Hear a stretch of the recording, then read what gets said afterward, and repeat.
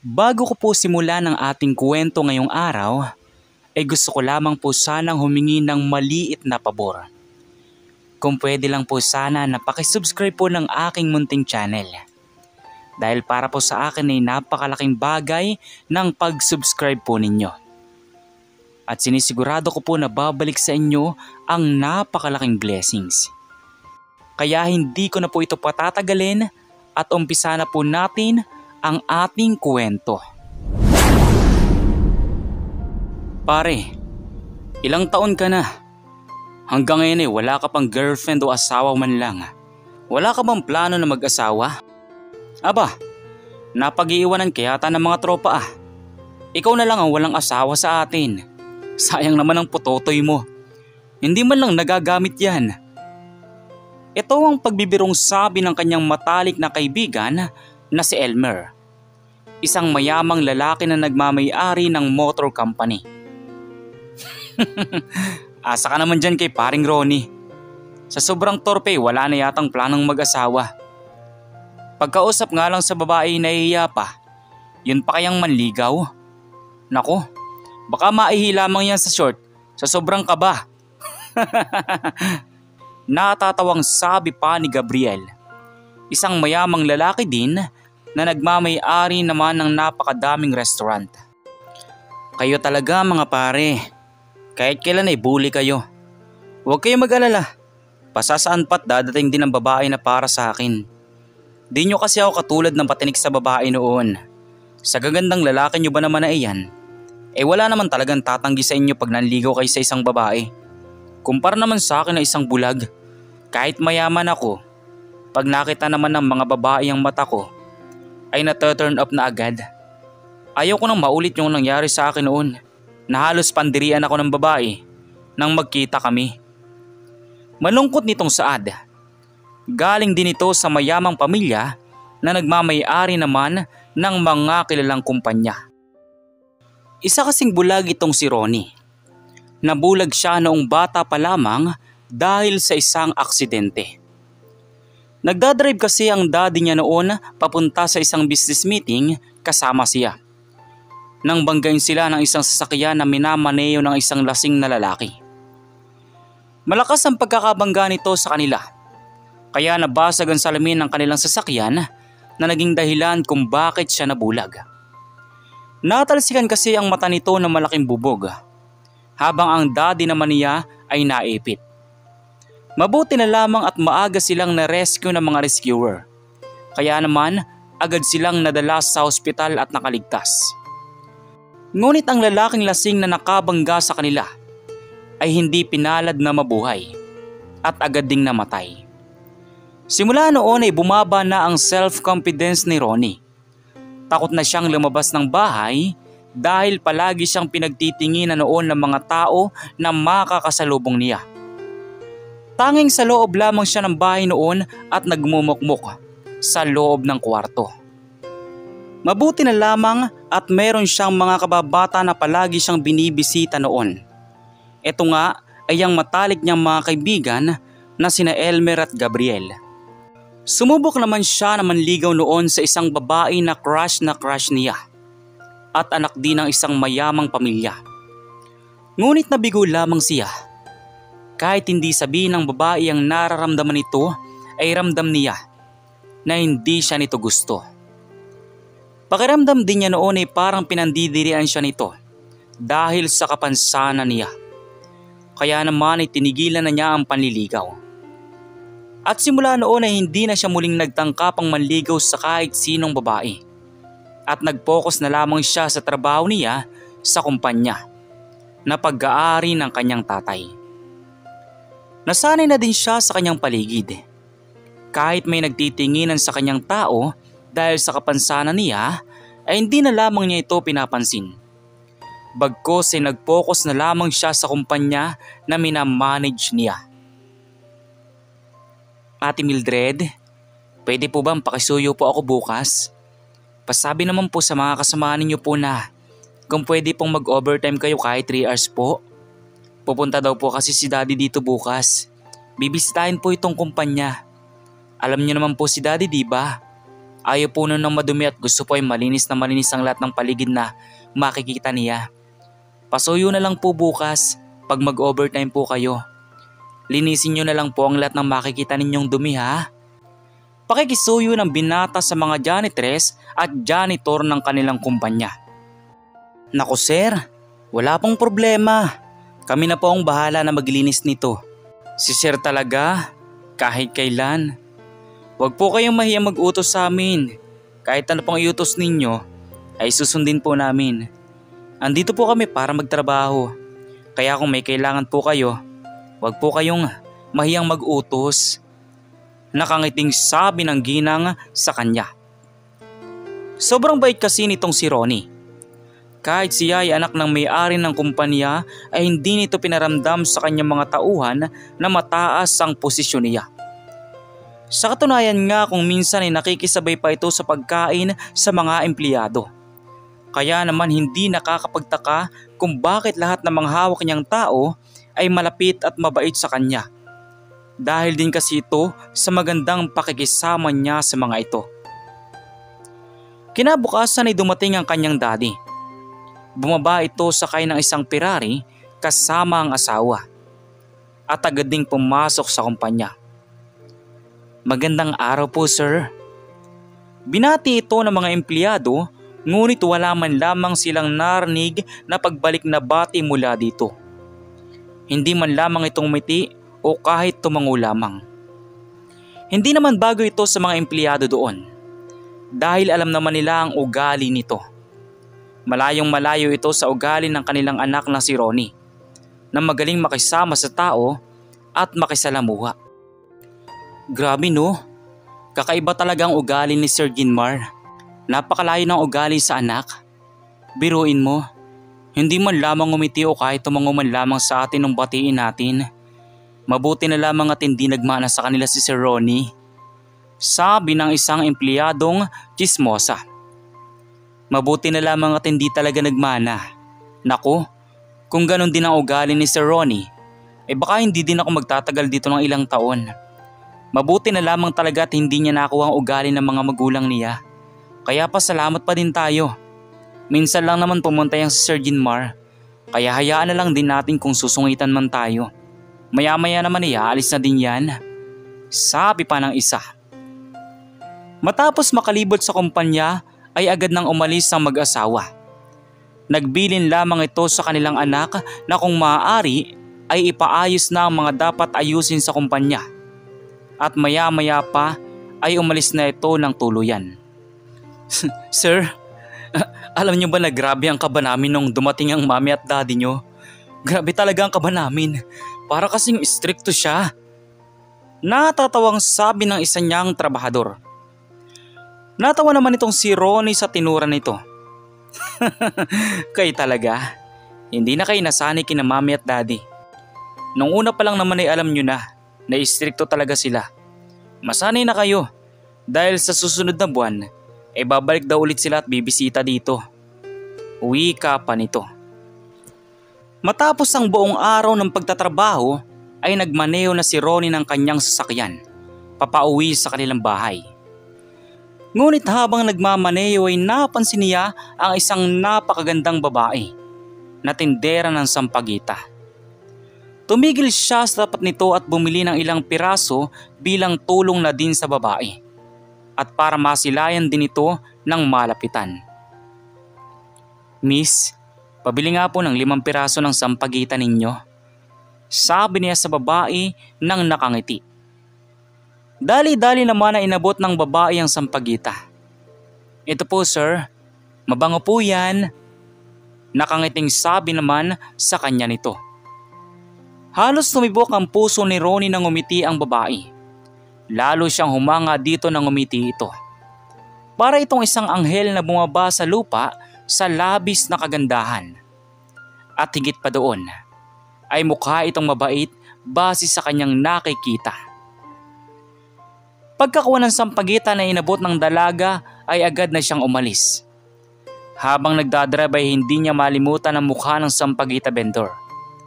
Tumatak na ito sa kanyang isip. Hanggang sa panaginip ay nakikita niya ang magandang mukha nito.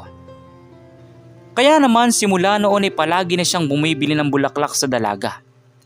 Bago siya umuwi ay dumadaan muna siya dito.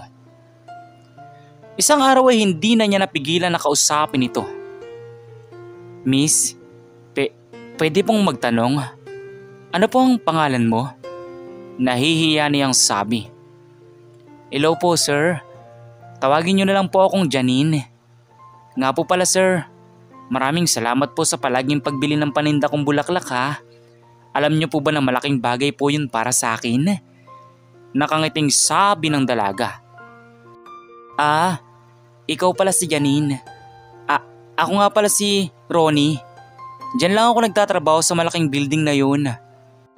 Turo niya sa malaking building na pinagtatrabahuhan niya. Ikinagagalak ko po kayo makilala sir. Nga po pala, bibili po ba ulit kayo ng sampagita? Nakangiti nitong tanong. Sige, bigyan mo ako ng 7 piraso ng sampagita. Sabi pa niya sa dalaga at inabutan naman kaagad siya. Matapos ng konting pag-uusap ay umalis na siya. Gusto sana niyang ligawan ng babae ngunit sinusumpong na naman siya ng katorpihan. Bukas na bukas talaga. Hindi ko napapairalin ng katorpihan ko. Lalakasan ko ng loob ko. Gusto ko talaga siya. At sana pumasa ako sa kanya pag niligawan ko siya. Sabi pa niya sa kanyang isip. Kaya naman kinabukasan bago pumasok sa trabaho ay dinaanan niya ang dalaga. At lakas loob na diretsong sinabi ang nararamdaman niya dito. Hello Janine, may gusto sana akong ipagtapat sa iyo. Ang totoo, kaya lagi akong bumibili ng sampagita sa iyo. Dahil gusto kita. Crush kasi kita. At gusto sana kitang ligawan. Kung pwede lang sana. Nahihiyang tugon ng binata sa dalaga. Nagulat naman ang babae sa sinabi niya. Halos kiligin din naman ito sa sinabi ng lalaki. Dahil lingid din sa kaalaman ni Ronnie na may gusto din pala itong si Janine sa kanya. Hindi lang nito maamin dahil malayo ang agwat ng estado nila sa buhay. Tingin kasi ni Janine sa binata ay may kaya sa buhay. Samantalang siya naman ay hamak lamang na vendor. Sir, aaminin ko din po sa inyo. Sa totoo lang po ay may pagtingin din po ako sa iyo. Pero di po kasi tayo bagay. Masyado pong malayo ang agwat ng ating buhay. Tingnan niyo po naman ako. Isang hamak na vendor lamang po. Samantalang kayo po, nakasasakyan. Tapos mukhang maganda pa po ang trabaho. Pag-amin ng dalaga. Lihim naman na natuwa itong si Ronnie. Dahil may gusto din pala ang dalaga sa kanya. Kaya naman lumakas lalo ang loob niya na ipagpatuloy ang panliligaw dito. Janine, wag mo na ako tawagin sir. Ronnie na lang ang itawag mo sa akin. Tsaka hindi naman ako mayaman. May trabaho lang ako. Itong sasakyan naman na dala ko ay hiram ko lamang sa kaibigan ko. Pagsisinungaling pa nito. Ayaw kasi niyang malaman ng babae na anak siya na may-ari ng kumpanya na pinagtatrabahuhan niya. Tsaka isa pa Janine, huwag mo isipin ang estado mo sa buhay. Tunay ang pag-ibig ko sa iyo. Hindi ako nagbibiro. Sabi pa niya. Natouch naman si Janine sa sinabi ni Ronnie. Kaya naman pumayag ito na magpaligaw sa binata. Simula noon, palagi na niya itong inaaya sa isang date.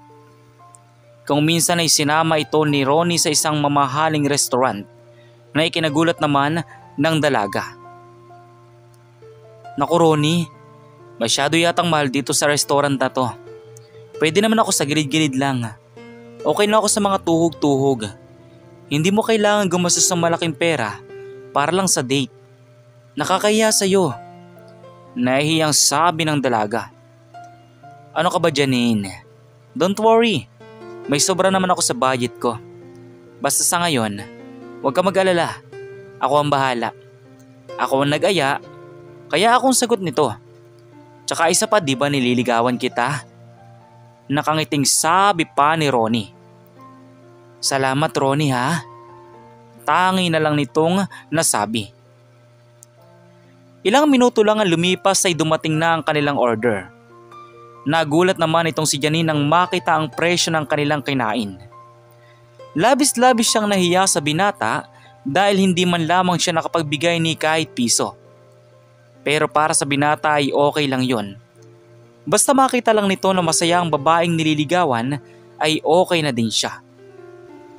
Habang kumakain sila ay napagkwentuhan nila ang mga buhay-buhay nila. Nga pala Janine, bakit pagtitinda ng sampagitang napili mong trabaho? Pwede ka mag-apply sa company namin kung gugustuhin mo. Suwestyon ni Ronnie. Alam mo Ronnie, gustuhin ko mo mag-apply ng trabaho pero hindi maaari. Hindi kasi ako nakapagtapos ng pag-aaral. Hanggang first year high school lang ang natapos ko dahil nagkasakit ang nanay ko noon. Night stroke siya nung nag-aaral ako. Kaya simula noon, hindi na ako nagpatuloy sa pag-aaral. Wala kasing mag-aalaga sa nanay ko. Kaya ito napili kong trabaho, ang magtinda ng sampagita. At least pag nakabenta na ako, ay pwede na agad akong umuwi sa amin. Wala kasing kasama din si nanay. Kasi maaga ding namatay si papa. At nagkakaedad na din ang nanay ko, kaya kailangan na talagang bantayan. Malungkot na sabi ng babae. Sa bagay, may point ka naman. Okay lang din naman na magtinda ng sampagita. Basta marangal na trabaho, ay go lang ng go. Basta hindi gumagawa ng masama, diba? Sabi pa ni Ronnie. Madami pa silang napag-usapan tungkol sa kanilang buhay-buhay bago tuluyang umalis sa restaurant. Hinatid ni Ronnie ang kanyang nililigawan sa tapat ng bahay nito bago tuluyan ng nagpaalam. Halos abutin ng 6 na buwan ang panliligaw ni Ronnie kay Janine. Kaya naman isang araw ay napatalon siya sa labis na kasiyahan nang sagutin na siya ng babaeng nililigawan. Ronnie, may gusto sana akong sabihin sa'yo. Nakangiting sabi ng dalaga. Wow, ngiting-ngiti ka dyan ha. Bakit? Anong meron? Nakangiti ding sabi ng binata. Nasa loob sila ng restaurant ng mga oras na yon. Ronnie, salamat sa lahat-lahat ng effort mo at pagpupursige sa panliligaw mo sa akin. Ilang buwan ka nang nanliligaw sa akin at nakilala ko na ang ugali mo. Kahit naman sinong babae na liligawan mo ay talagang mai-inlove sa'yo, sabi ni Janine. Isang katahimikan ang namagitan sa kanila at maya-maya ay muling nagsalita ang babae. Ronnie, sinasagot na kita. Payag na ako na maging girlfriend mo. Nakangiting sabi ni Janine. Halos magtatalo ng binata sa sinabi ng dalaga. Hindi siya makapaniwala na mapapa sa kanya na ang babaeng pinakamamahal niya. Isang maigpit na yakap ang binigay ni Ronnie sa kanyang girlfriend. Janine, hindi ako makapaniwala na masasagot mo ako. I love you so much. Mahal na mahal kita, sabi ni Ronnie sa babae. Nang maging sila ay nagdesisyon na itong si Ronnie na ipakilala si Janine sa mga magulang niya. Kinabukasan ay sinundo nito ang dalaga sa bahay nito para pumunta sa kanilang bahay. At nang makarating sila sa tapat ng bahay ni Ronnie ay laking gulat ni Janine nang makita ang napakalaking mansyon. Ito ang bahay niyo, Ronnie. Wow, napakalaki naman ito. Mangang-manga na sabi niya. O Janine, hinintay na tayo ni na mami at daddy dahil nasabi ko na sa kanila na ipapakilala na kita. Na-excite na tugon ito. Pumasok sila sa pinto ng mansyon at pinagbuksan sila ng mga gwardya. Magandang araw po sir and ma'am. Bati ng mga ito. Maya-maya pa ay agad na nakita ni Janine ang 2 tao na nakaupo sa sofa. Nasa tingin niya ay may kaidara na. Sa isip-isip niya ay ito na ata ang mga magulang ni Elmer. Ma, pa, si Janine po. Girlfriend ko po. Yung kinuwento ko po sa inyo ng nakaraan. Proud na pagpapakilala ni Ronnie. Magandang araw po tita at tito. Magalang na bati naman ng babae. Tiningnan siya mula ulo hanggang paa bago nagtanong ang ginang. Anong trabaho mo? At saan kang galing na pamilya? Sabi ng ginang. Napatahimik naman si Janine sa tinanong nito. Ngunit agad din siyang sumagot at naging tapat sa lahat ng kanyang sinabi. Isa lamang po akong vendor po. Vendor po ng sampagita. Tapat na sabi niya. Oh my God, Ronnie. Pumatol ka sa isang sampagita vendor? Ayaw ko sa kanya. Palisin mo yung babae na yan. Hindi kayo bagay niyan. Nagagalit na sabi ng nanay ni Ronnie. Napatulo na lang ang luha ni Janine sa sinabi nito.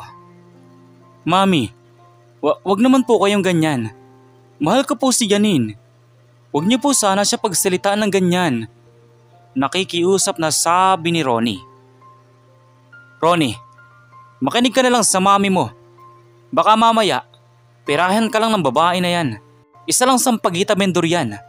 Humanap ka ng babaeng babagay sa'yo. Nakakahiya ka. Pagsingit na sabi naman ng kanyang daddy. Dahil sa mga narinig ni Janine ay bigla itong tumakbo papalabas ng bahay. Hindi na niya kinaya ang pangmamaliit ng mga ito sa kanya. Akmang susundan sana ito ni Ronnie. Ngunit hinarang siya ng mga gwardya. Labis-labis ang sama ng loob ni Ronnie sa kanyang mga magulang. Dahil sa pagpapahiya ng mga ito sa babaeng pinakamamahal niya. Samantala kinabukasan ay agad siyang umalis ng bahay para puntahan si Janine sa bahay nito. Para sana humingi ng sorry. Ngunit sa kasamang palad ay wala na ito sa tinitirhan nito. Nagtanong-tanong siya sa mga kapitbahay nito, ngunit walang makasagot kung saang lugar ito nagpunta. Hinanap niya ito kung saan-saan, ngunit hindi na niya ito makita. Kahit sa social media ay hindi na lumalabas ang pangalan nito. Hanggang sa lumipas ang maraming taon at wala na siyang naging balita sa babae. Ngunit ganun pa man ang nangyari, ay patuloy pa din niyang pinapahanap si Janine sa mga taong binayaran niya. Hanggang isang araw, Boss, nakita na po namin si Ma'am Janine. Sabi sa kabilang linya ng mga inutusan niya. Ihanda ang helicopter at sunduin siya. Sabi niya sa mga gwardya. May isa silang helicopter na binili ng kanyang daddy. Para pag may emergency meeting ay agad silang makakapunta. Kaya naman ito ang ginamit niya para masundo ang dalaga. Nakita kasi ng mga inutusan niyang tao ang babae sa isang liblib na lugar sa probinsya. Nakita ito sa gitna ng kagubatan dahil may nakapagturo sa dalaga. Kaya naman agad na pinalipad ni Ronnie ang helicopter at pumunta sa lokasyon ng babae. Labis naman na nagulat itong si Janine. Nang bumaba malapit sa bahay nila ang helicopter at laking gulat din niya nang makita doon si Ronnie. Tatakbo pa sana siya para magtago sa lalaki ngunit pinigilan siya nito. Janine, tumigil ka! Mag-usap tayo please! Malakas na sigaw ni Ronnie.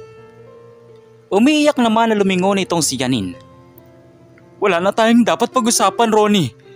Wala na tayong pag-asa na magkatuluyan. Ayaw sa akin ng mga magulang mo. Dahil isa lang akong mahirap. At totoo naman talaga yun. Umiiyak na sabi ng babae. Hindi, Janine. Mali ang iniisip mo. Sila lang ang may ayaw sa'yo noon. Pero pinaglaban kita. At ngayon, hindi na nila ako mapipigilan. Tsaka isa pa, pumayag na sila na makarelasyon kita. Dahil yung babae na nireto nila sa akin noon ay niloko lang sila, pati ako. Kaya hindi na sila tumutol sa pagmamahalan natin ngayon. Kaya isasama na kita sa mansyon, pati ang nanay mo. Naluluwang sabi ni Ronnie. Dahil sa narinig ni Janine ay hindi na siya nagtaas ng pride. Sumama na siya at ang kanyang ina sa mansyon ni Ronnie. Dahil hindi niya din maikakaila na mahal pa din niya talaga ang lalaki. Samantala na makauwi sila ng mansyon ay agad silang sinalubong ng magulang ng lalaki. at humingi ito ng tawad sa pangmamaliit nila kay Janine noon. Napagtanto kasi nila na mahal ng anak nila itong si Janine, kaya hindi na sila tumutol sa gusto nito. Ngayong nasa mansyon na si Janine ay hindi nagdalawang isip si Ronnie na pakasalan nito. Labis-labis naman ang sayang naramdaman ng babae dahil ramdam na ramdam niya na tunay siyang mahal ni Ronnie. Kaya naman matapos ang kanilang kasal ay ibinigay ni Janine ang kanyang buong pagkatao at pagkabirhen. At makalipas nga ang ilang buwan ay nakabuo na sila ng baby girl na labis naman ay ikinatuwa ng magulang ng lalaki.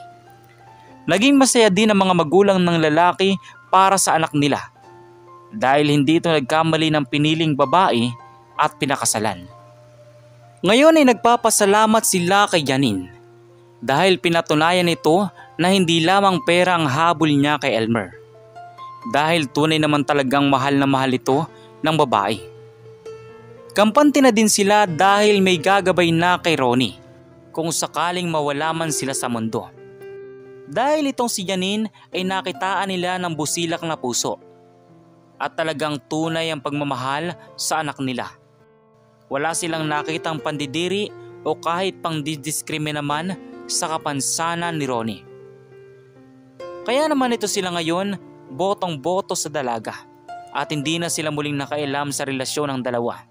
Bagkos ay pinamana na dito sa dalawa ang kumpanya na pag-aari nila para kung mawala man sila ay may mag-aasikaso na ng negosyong pinaghirapan nila. Kayo, ano pong masasabi nyo sa maiksing kwento natin ngayon? At kung anong mga aral po ang mga natutunan ninyo? Maaari nyo po bang i-comment dun sa baba dun sa comment section para muli ko pong mabasa? So once again, inuulit ko pong muli. Ako po si Tamoxki TV. Kita-kita po tayong muli sa mga susunod pa nating maraming mga video. Thank you and God bless you all. Peace out.